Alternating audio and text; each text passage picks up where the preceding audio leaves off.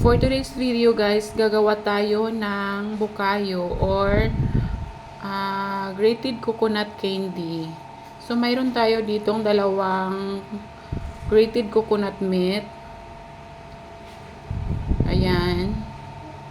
Hinugasan ko to guys bago ko siya nilagay dyan. Tapos cocoa sugar.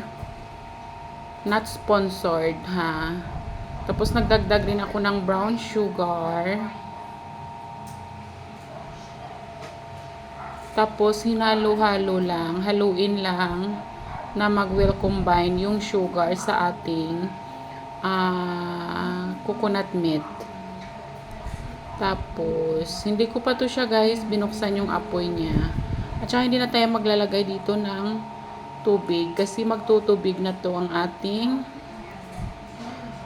asukal at saka ang ating coconut. Ayan. So, buksan na natin ang ating apoy. Ayan guys. See? Nagtutubig na siya.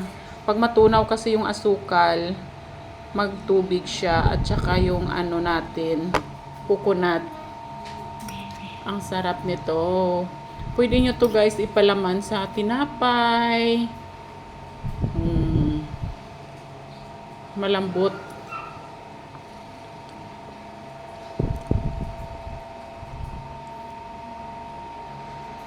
Pwede nyo guys ipa-dry ng ipa-dry talaga. Pero ako gusto ko yung may ano pa siya.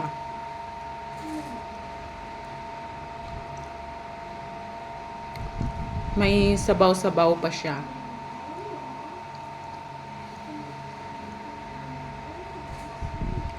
Ayan, luto na to maya't maya. Pinahinaan ko lang masyado yung apoy kasi mamaya masunog ang ating asukal. Ayan guys. Konti lang pala yung nagagawa ng ng dalawang coconut. Ang mahal kasi ng coconut eh. Ayan.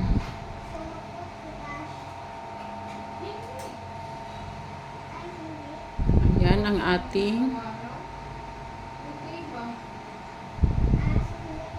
grated coconut candy.